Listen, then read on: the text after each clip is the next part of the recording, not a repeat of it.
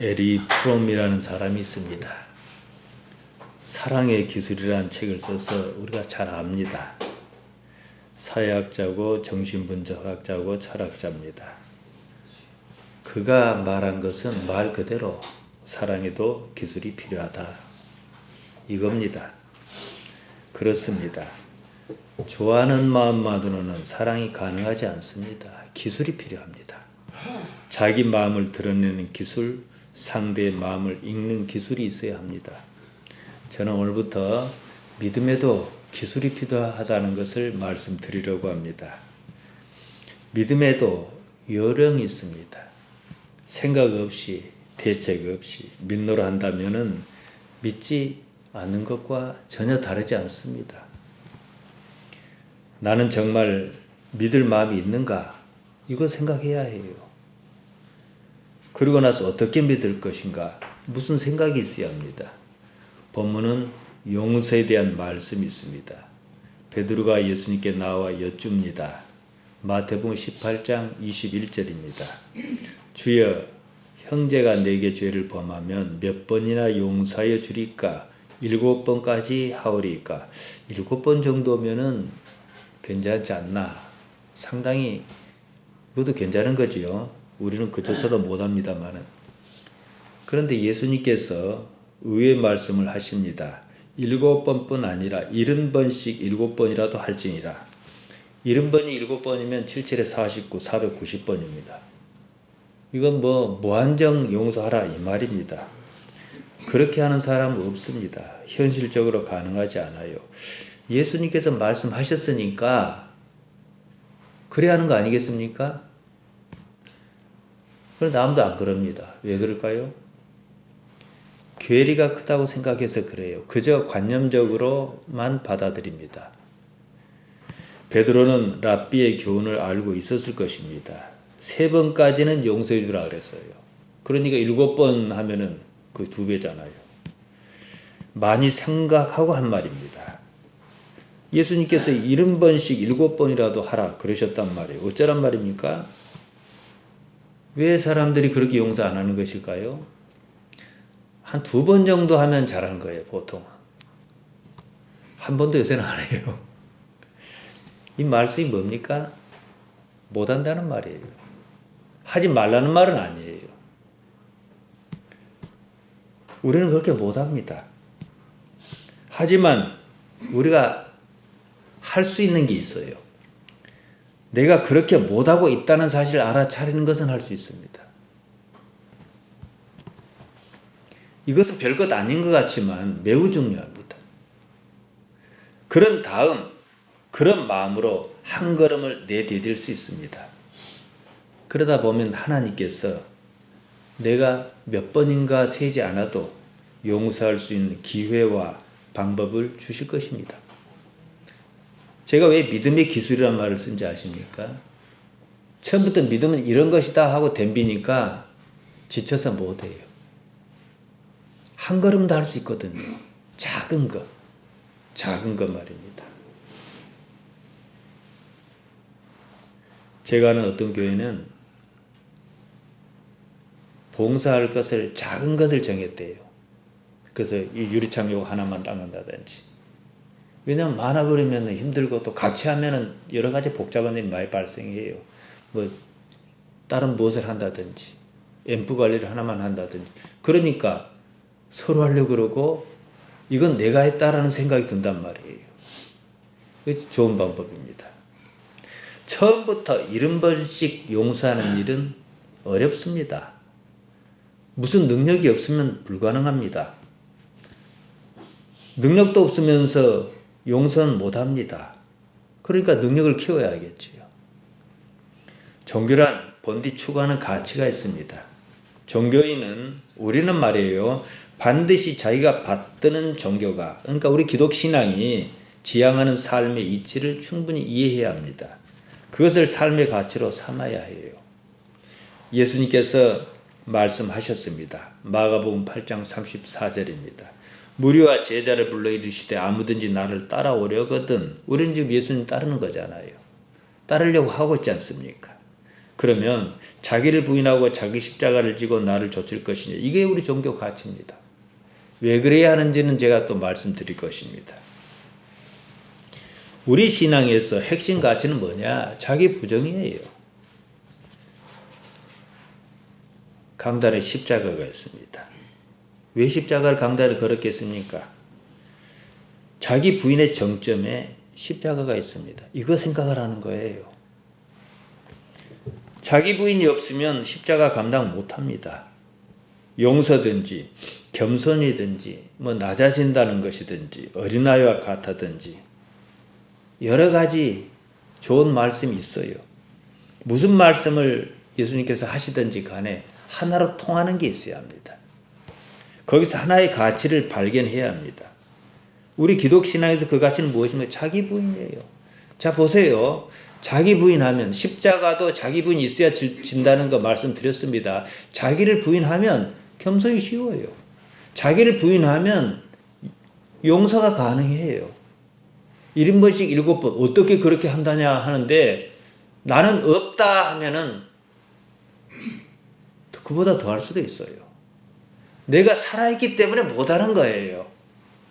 내가 살아있다라고 하는 것이 나의 가치로 삼으니까 못하는 거예요. 그러니까 다 퉁쳐서 하나예요. 자기 부인.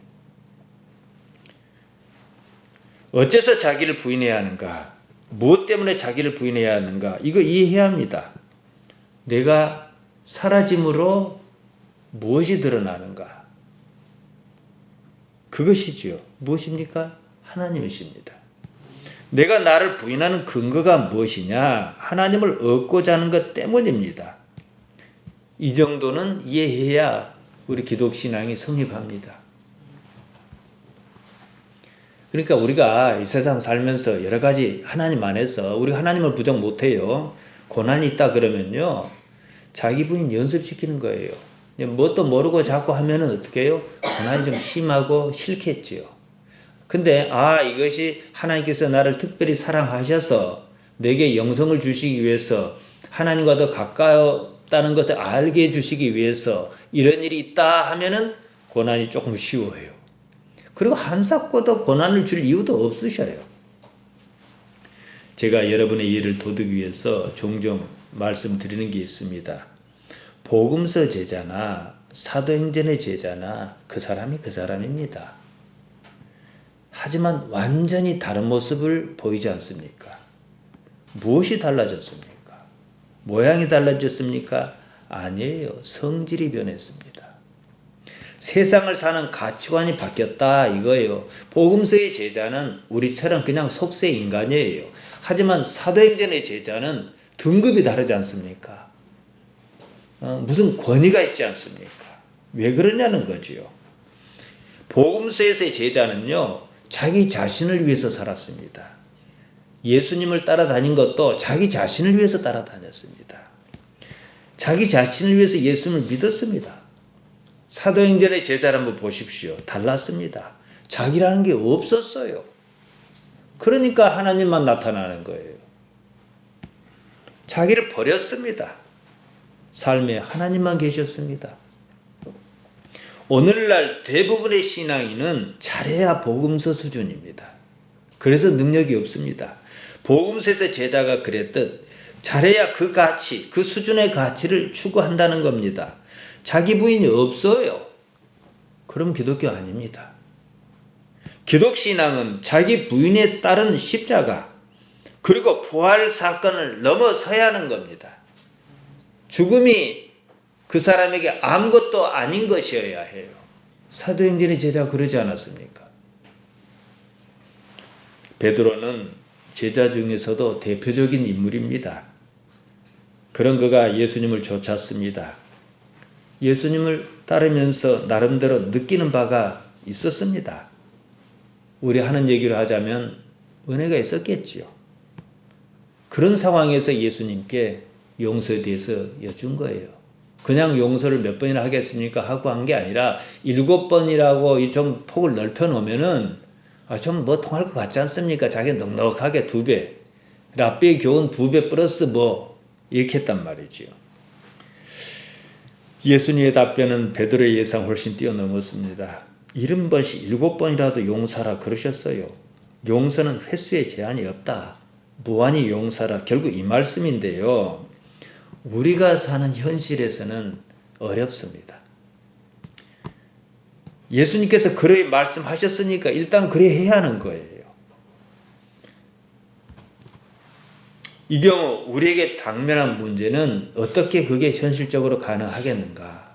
그러니까 내가 어떻게 7번을 70번씩 할 수 있는 능력이 내게 어떻게 해야 생기겠는가. 이거 생각해야 한다는 거예요. 고민해야 합니다. 다음 주까지 이 문제를 다루려고 하는데요. 아마 못하지 싶어요. 그럼 한두 더 늘어질 수도 있습니다. 책갈피를 해두시기 바랍니다. 앞서 말씀드렸듯이요. 용서든 자기 부인이든 그에 앞서 인간이 세상을 사는 동력이 무엇인가 이거 이해해야 해요. 인간 삶의 동력이 뭔지 아십니까 여러분? 욕망입니다. 욕구예요. 이걸 먼저 이해하셔야겠다 이거예요. 이거 말씀드리겠습니다. 사람에게는요. 무엇을 하고 싶다 이런 마음이 있어요. 욕구지요. 아무것도 하고 싶지 않으면 뭐합니까? 이제 죽어요. 하고 싶은 것도 없고 재미도 없고 왜 사는지 모르겠다. 그럼 살아있어도 죽은 거예요. 가지고 싶다는 것도 하고 싶다의 범주에 듭니다. 욕구는 뭡니까? 동력입니다. 에너지입니다. 만일 욕구가 없다면 인류는 지금과 같이 발전하지 않습니다. 욕구가 없으면 살고 싶다는 희망도 뭣도 없어요. 무엇을 하고자 하는 마음, 의욕이 없습니다. 사람은 하고 싶은 것이 있어야 사람 사는 모양이 나옵니다. 도덕적 인간을 추구하는 사람은 욕구에 대한 편견이 있습니다. 욕구를 부정적인 것으로 생각해요. 그래서 이제 이걸 확대해서 금욕주의가 생겨나지요. 삶의 고통이 욕구 때문이다. 일단 맞습니다. 그렇다고 욕구가 없으면 삶이 가능하지도 않습니다. 고통은 욕구라는 에너지를 이해하지 못한 때문에 발생합니다. 자기를 지키려는 이기적 관성이 욕구에 편승해서 고통이 발생합니다. 성경이 죄악시하는 것은 욕구가 아닙니다. 이런 관성입니다. 욕구 자체만으로는 아무런 문제를 일으키지 않습니다. 욕구는 뭐냐? 단지 하고 싶다는 것이니까요. 야고보 4장 3절입니다. 구하여도 받지 못하면 정욕으로 쓰려고 잘못 구함이니라. 야고보는 욕구를 부정적인 것으로 표현했습니다. 욕구의 특성을 제대로 설명하지는 않습니다. 이 때문에 항상 이게 논쟁거리예요. 정욕, 욕구, 이건 단지 욕구가 아니죠. 어느 정도 한계를 벗어난 욕구지요. 관성을 가져버린 욕구입니다. 야고보가 말한 정욕은 사전적인 의미로 마음에서 일어나는 여러 가지 욕구 이러는데 원어에는 의미가 분명히 드러나지 않습니다. 헤도나이스인데요. 기쁨, 일락, 쾌락 이런 겁니다. 되게 쾌락 이렇게 말하면 좀 보수적인 신앙생활을 하는 사람이라면 되게 부정적인 것으로 오해를 해요. 이제 우리가 동양 유교적 전통에다가 기독교 금욕주의 때문인가 아닌가 싶습니다. 쾌락은요, 감성의 만족, 욕망의 충족에서는 유쾌한 감정입니다. 행복감이에요. 연속극을 보고도 행복하다면 그게 쾌락인 거예요. 행복하다고 느끼는 감정은 나쁜 게 아닙니다. 단지 그것을 위해서 추구해야 할 더 높은 가치를 추구하지 않고 포기했을 때 나쁘다 할 수 있는 거예요. 영어 성경 NIV에서는 이걸 잘 표현했습니다. Ask with wrong motives라고 했습니다. 나쁜 동기로 요구하는 거. 나쁜 동기라는 말을 썼어요. 문제는 많은 그리스도인이 정욕은 그냥 나쁘다 이러다가 지쳐서 이제는 그 나쁘다는 정욕을 그냥 해요. 생각도 안 씁니다. 모순이 있습니다. 복은 바라면서 기쁨은 멀리하는 것이 마치 영성인 것처럼 오해합니다. 쾌락은 기쁨은 추구하는 것이 정상입니다. 단지 쾌락 그 자체가 전부이고 목적일 때 문제가 있다는 겁니다. 나쁜 동기로 나쁜 방향으로 나아가기 때문입니다. 쾌락이 행복을 위한 수단이라면 좋은 겁니다. 제가요 막 결혼해서 신혼 때에 아내와 함께 기도원에 올라갔습니다. 기도원에 가면 이제 방이 여러 개 있어요. 이제 예배실도 있고 각 방이 있는데 기도원 원장이 이제 은퇴한 목사님이에요. 딱 보더니 방을 따로 쓰라 그러더라고요. 물론 나름대로 깊은 뜻이 있겠지요. 좋은 의도겠지요. 제 생각은 달랐습니다. 아니, 함께 하고 싶었어요. 함께하고 기도하고 싶었단 말이지요. 저는 삶의 면면이 경건하다고 생각합니다. 따로 떨어져 살아야 할 것 같으면 뭐하러 결혼합니까? 제 생각은 일단 그래요. 그럼 처음부터 다 혼자 살게 만든다든지, 남녀를 구분하지 않고 만드신다든지. 왜냐? 삶은 하나님께서 주신 것입니다. 삶을 경건한 것과 경건하지 않은 것으로 나누는 순간 정죄하기에 급급합니다. 되게 그리고 자기는 빠져요. 부부에게는 서로 연대감을 높이기 위해서 하나님께서 성적 관계를 허락하셨습니다. 부부는 한 몸이라 하지 않습니까? 경건주의를 지향하는 기독교 전통은 쾌락을 주신 하나님은 보지 못하고 쾌락만 봅니다. 남이 좋아하는 꼴을 못 봐요. 마음이 많이 굴곡진 사람은요, 손주들이 와서 희닥거리는 것도 못 봐요. 그냥 뭐들이 시끄럽게 한다고 그러죠. 죄악시예요. 그러다 보니까 부부관계조차도 기형적인 경우가 많습니다. 심지어는 여러 가지 다른 이유로 그러면서 주를 위해서 무엇을 포기하는 것처럼 이해합니다. 그런 것이 경건이라면 인류는 진즉 멸망하고 말았습니다. 경건하지 않기 때문에 생육하고 번성했다. 그럼 성경의 앞뒤가 맞지 않지 않습니까? 바울은 에베소서 5장 31절 33절에서 이렇게 말합니다. 이러므로 사람이 부모를 떠나 그 아내와 합하여 둘이 한 육체가 될지니 이 비밀이 크도다. 내가 그리스도와 교회에 대하여 말하노라. 그러나 너희도 각각 자기 아내 사랑하기를 자기같이 하고 아내도 그 남편을 경외하라. 경건하다는 신앙인 중에는 남편보다도 예수님보다도 아내보다도 예수님, 이런 얘기를 더러 하는 사람이 있어요. 비교 대상이 동등한 위치에 있을 때 가능합니다. 남편과 아내는 예수님과 비교 대상이 아닙니다. 되게 그런 경우 아내나 남편을 사랑하지 못하거나 사랑받지 못한 형편에 처해 있는 사람이 억지 논리를 펴는 겁니다.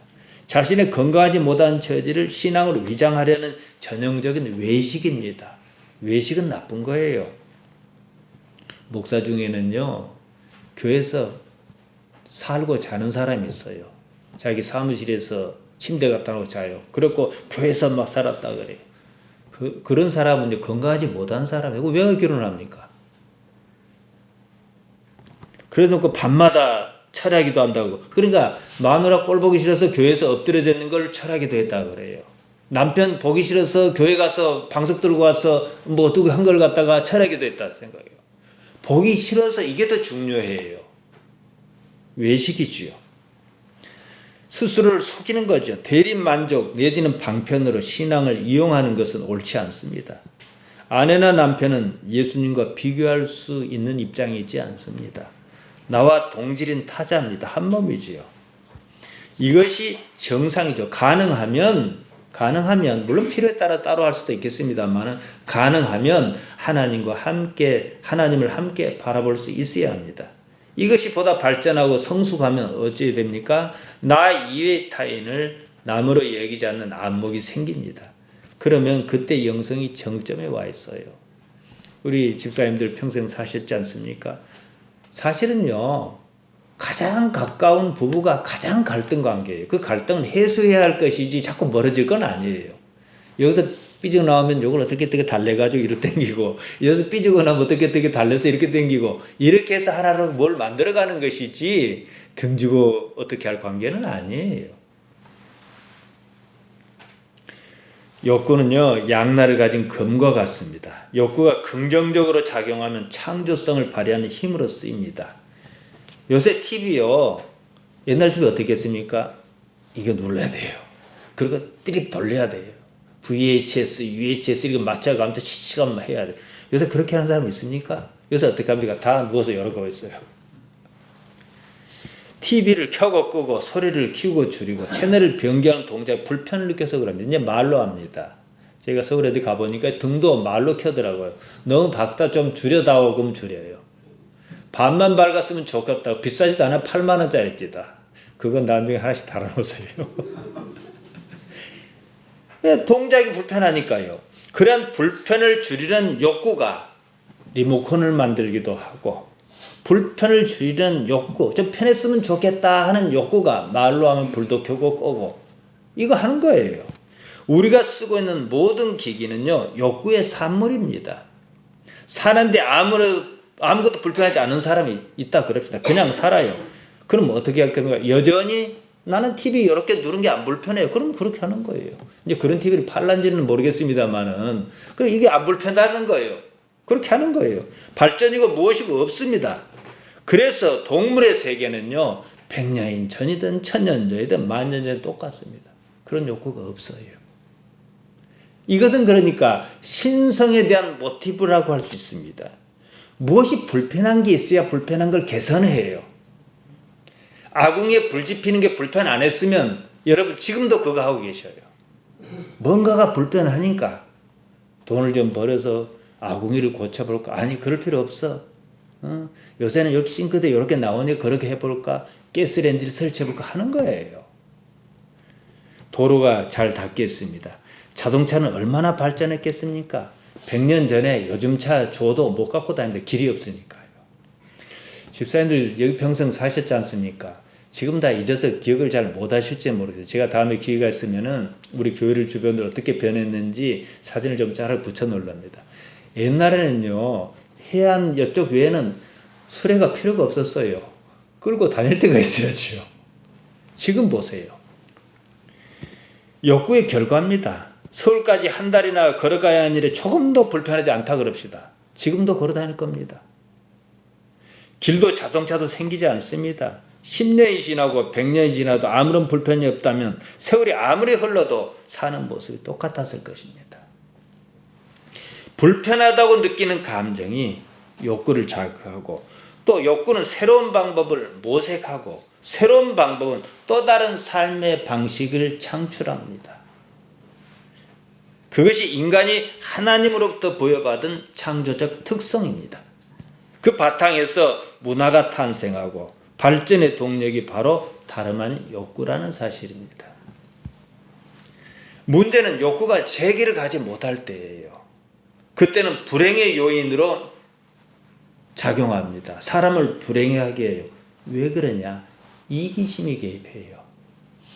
그러므로 종교는 욕구를 억제하는 것으로 생각했단 말이지요. 욕구의 방향은 생각 안 하고 그냥 욕구는 나쁜 것이다, 금욕하자, 이랬다는 거지요. 욕구가 지나친 것이 과욕인데요, 전통적으로 종교는 그것을 경계했습니다. 욕구 자체는 경계 대상이 아닌데 어느 순간 이상한 쪽으로 가고 마는 거였어요. 여기에도 위선, 곧 외식이 개입합니다. 말씀드린 대로 욕구가 없으면 살 맛도 없습니다. 절망은 희망이 없는 겁니다. 욕구가 없다는 것은 희망이 없는 절망의 상태를 말합니다. 그리고 그것이 죽음을 불러요.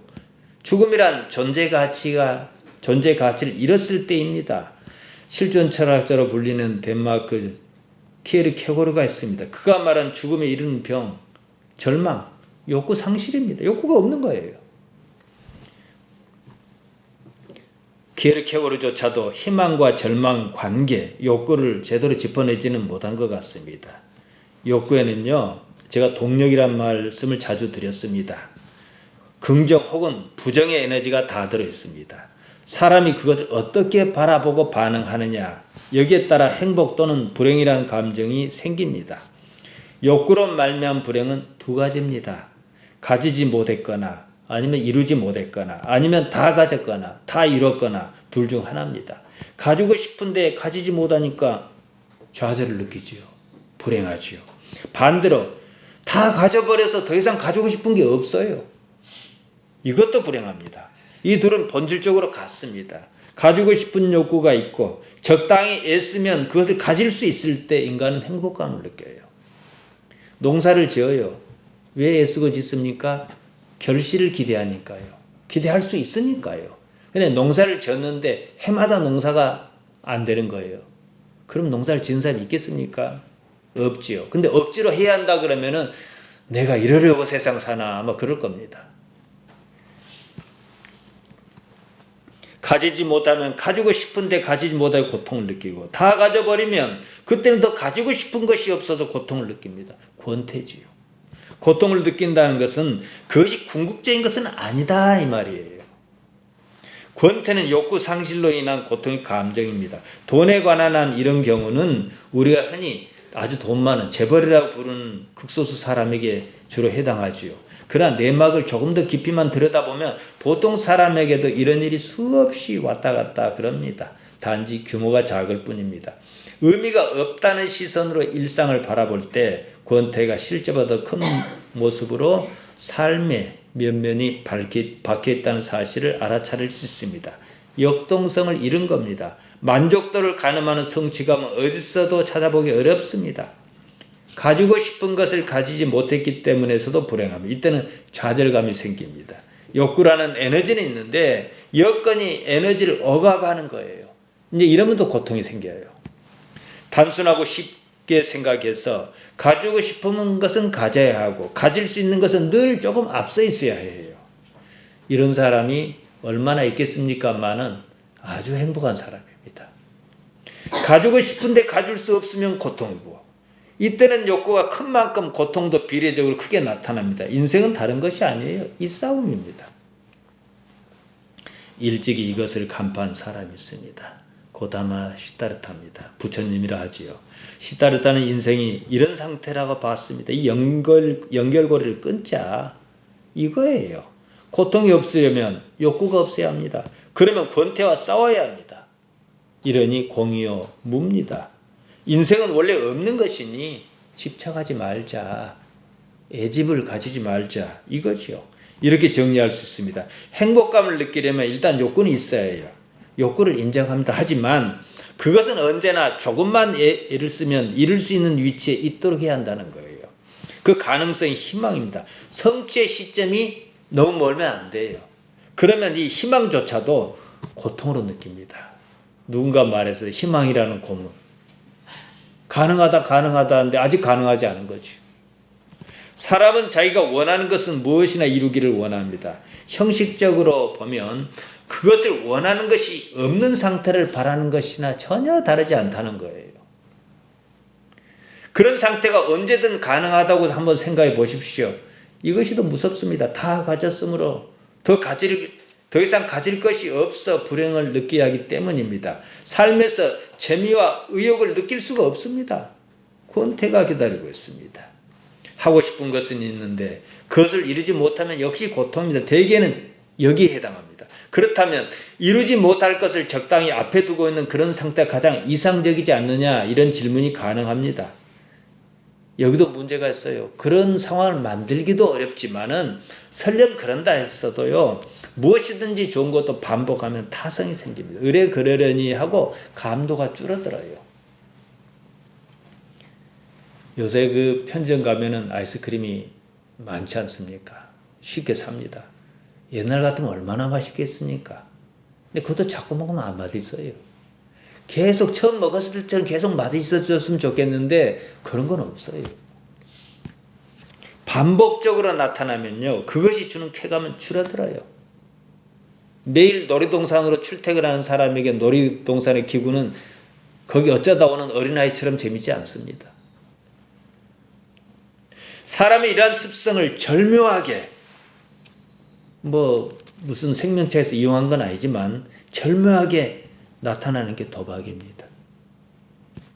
적당한 실력과 적당한 운이 정말로 적당하게 결합함으로 적당한 기대감을 발생시키기 때문이에요. 그래서 도박은 참 무서운 겁니다. 문제는 어느 정도가 적당하다는 것인지 그게 없다는 점입니다. 결국 사람은 어느 욕구든 간에 그런 식으로 가다 보면은 파멸로 치달을 수밖에 없습니다.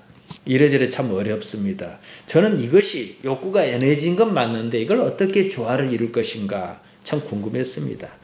사도 바울은 이렇게 말했습니다. 디모데전서 6장 6절입니다. 그러나 지족하는 마음이 있으면 경건에 큰 이익이 되느니라.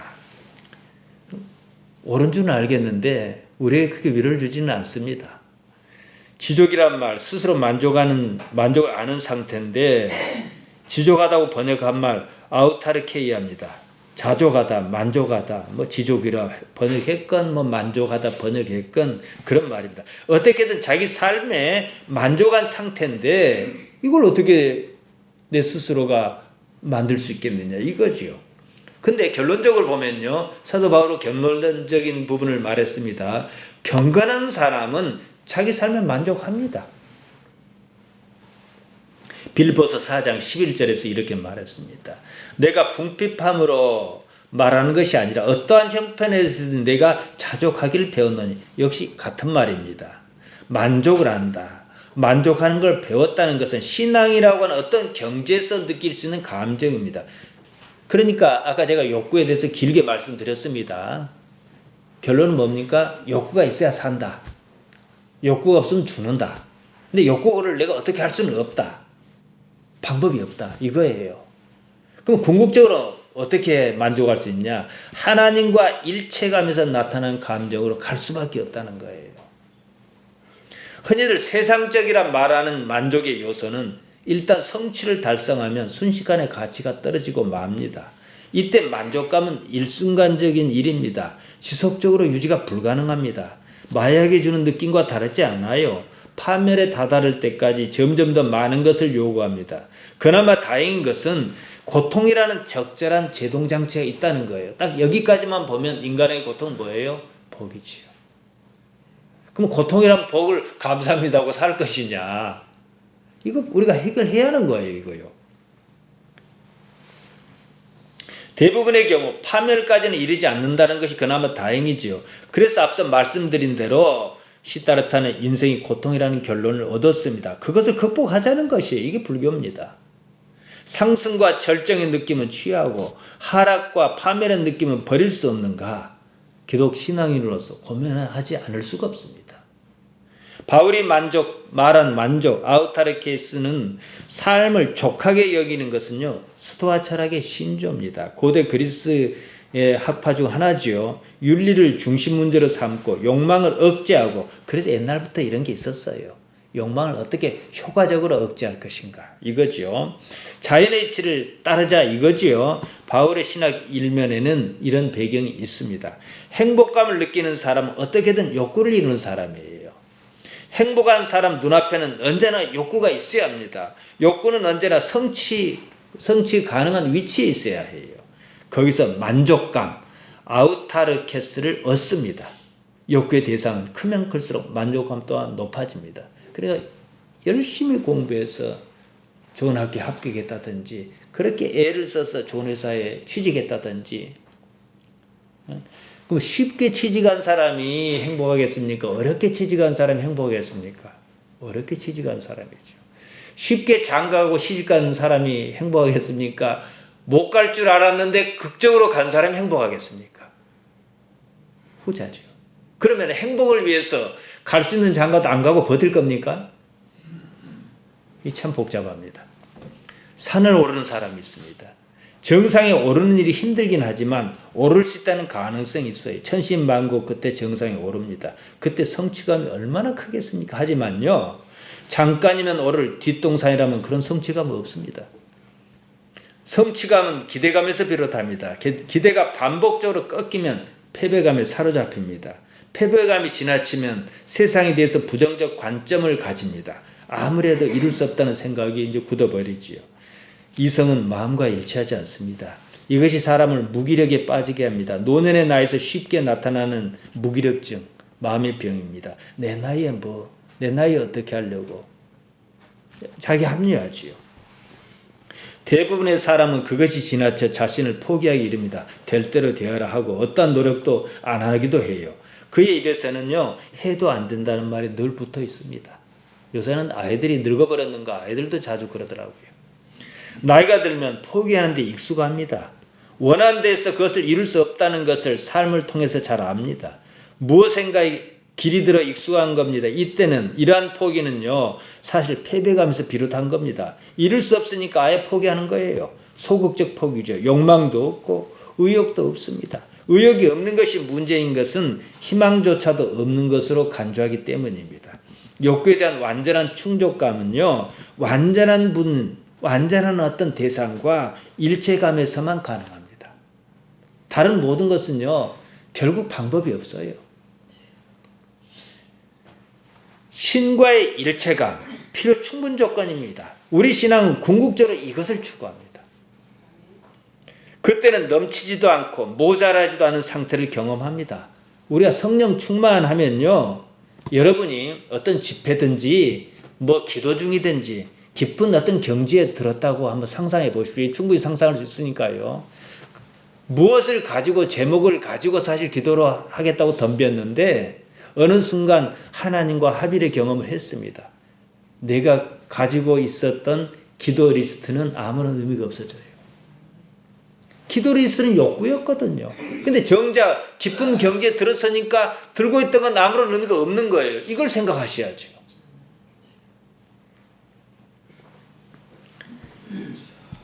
예수님께서 요한복음 15장 11절에서 이리 말씀하셨습니다. 내가 이것을 너희에게 이르면 내 기쁨이 너희 안에 있어. 언제 기쁨이 생긴다고 제가 말씀드렸습니까? 욕구 충족이에요. 근데 그 욕구가 바뀌어버려요. 신앙생활 하다 보니까. 너희 기쁨을 충만하게 하려 함이니라. 그에 앞서 이리 말씀하셨습니다. 요한복음 15장 7절입니다. 너희가 내 안에 가고 내 말이 너희 안에 가면 무엇이든지 원하는 대로 구하라. 그리하면 이루리라. 자, 현실적으로 불가능한 말씀을 왜 하셨을까요? 가능하니까 하셨을 거 아니겠습니까? 이루어질 것만 구해요. 왜냐? 하나님과 어떤 합일의 경지에 이른 사람에게는요, 못 이룰 것이 없어요. 못 이룰 건 구하지도 않고. 지금 이 말씀이에요. 그러니까 기본적으로 신앙 안에서 들면요, 내가 하나님 안에 이것저것 다 떠나 나는 간도 없고 쓸개도 없고 내 자신은 아예 없다. 나는 나를 버렸다. 나는 하나님 안에 있다. 그러면은 사도행전의 제자가 그렇게 살았거든요.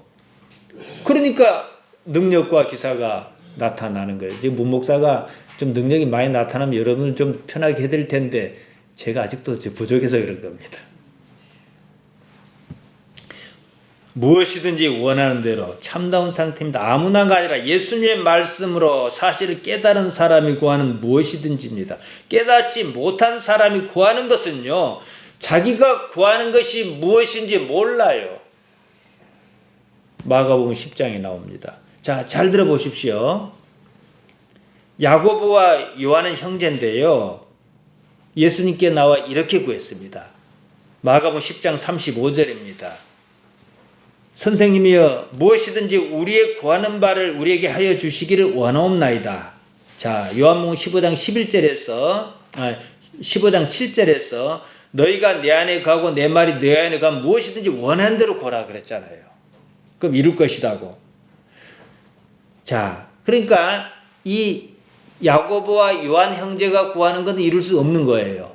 이뤄 주시지도 않아요. 그러니까 무엇이든지가 아니에요. 자기가 모르는 것을 구한 것이기 때문이죠. 그럼 뭘 원하냐 그랬더니 마가복음 10장 37절에 이렇게 나옵니다. 주의 영광 중에서 우리를 하나는 주의 우편에 하나는 좌편에 앉게 하여 주옵소서. 형제가 좌의정 우의정 다 해먹겠다 이거죠. 예수님께 이리 답변하셨습니다. 마가복음 10장 38절입니다. 너희 구하는 것을 너희가 알지 못하는도다. 자기가 모르는 것을 구하니까 안 들어주시는 거예요. 너희가 나의 마시는 잔을 마시면 나의 받는 세례를 받을 수 있냐? 이 말씀의 핵심이 뭡니까? 너희 구하는 것을 너희가 알지도 못하는도다. 자기가 구하는 것을 분명히 알고 있어야 해요. 모르고 구하는 거예요. 그들은 예수님의 영광이 십자가인 줄 몰랐습니다. 부활승천 이후에 알았겠지만 말이죠. 구하는 사람은 자신이 구하는 것이 무엇인지 알고 있어야 합니다. 자기가 구하는 것이 무엇인지 모르고 구해요. 그러니 주실 분이 무엇을 주실 수가 없는 겁니다. 신앙의 깊은 성숙 단계에 이르러가면요, 좋은 의미에서 포기를 잘합니다.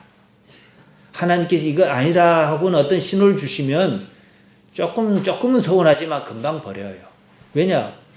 나의 목표가 이것을 이루는 것이 아니거든요. 설령 이 하고 싶은 걸 하더라도 하나님 안에서 하기를 원하지 하나님을 벗어나서 하고 싶은 생각이 없거든요. 야고보와 요한은 욕구에 따라 만족을 구했습니다. 하지만 자신이 구하는 것이 만족과는 전혀 다른 것이란 사실을 알지 못했습니다. 오늘날 대부분이 그렇습니다. 수많은 기독 신앙인이 있습니다. 자기 부인이 궁극적인 만족을 주는 유일한 길인 줄 모릅니다. 그러니 자기 부인도 없고 십자가도 없어요. 그냥 죽는 줄로만 알아요. 죽어야 산다는 것은 몰라요. 이런 초월적 이해가 있어야 합니다. 초월자를 인정해야지요. 하나님과 합일 상태가 아니라면 하나님을 절대적으로 인정해야만 가능합니다. 오늘은 여기서 정리를 일단 하겠습니다.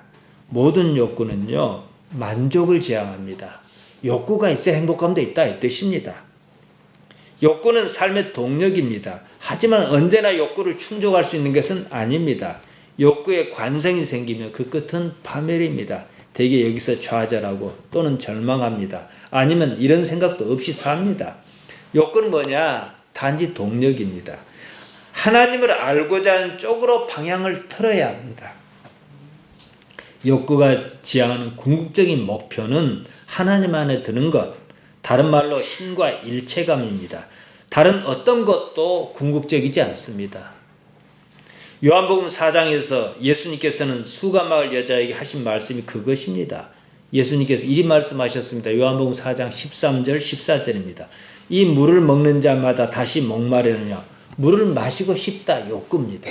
근데 이 물은 마셔도 또 마시고 싶다 이거예요. 그러니까 궁극적인 해소는 불가능하다는 거예요. 물을 항상 얻을 수 있으면 물의 고마움도 모릅니다. 이제는 이제 물 마시는 것 자체, 왜 내가 이걸 마셔야지 귀찮게, 이제 이 생각이 드는 거예요. 내가 주는 물을 먹는 자는 영원히 목마르지 아니하리니 나의 주는 물은 그 속에서 영생하도록 솟아난 샘물이 되리라. 이 무슨 말씀이냐면요. 여자하고 물 얘기를 시작했지 않습니까? 그러니까 모든 욕구, 물을 얻고자 하는 욕구도 또 얻어야 되고 또 얻어야 하고 만족이 없다는 거예요. 그래서 방법을 바꾸자. 그 욕구가 어디로 전이합니까? 주의 말씀으로 바뀌지요. 만족은 똑같은 거거든요. 이걸로 행복한 사람은요, 이걸로만 행복한 건 없어요. 요거 아니면 이걸로도 행복할 수 있다 이거죠. 자기를 부인하라, 자기를 버려라. 대개는 부정적인 감정으로 받아들입니다. 하나님을 얻고자 해서 자기를 부인하라는 것은 실감하지 못합니다. 하나님과 합일이 궁극적인 가치란 사실을 모르기 때문입니다. 나는 하나님 때문에 존재합니다. 우리가 그래요. 모르든 알든 말이죠. 나를 버리면 하나님을 얻습니다. 반대로 하나님을 얻으려면 나를 버려야 합니다. 시소 같습니다. 내가 강하면 하나님께서 나타나시는 것을 알아차릴 방법이 없습니다.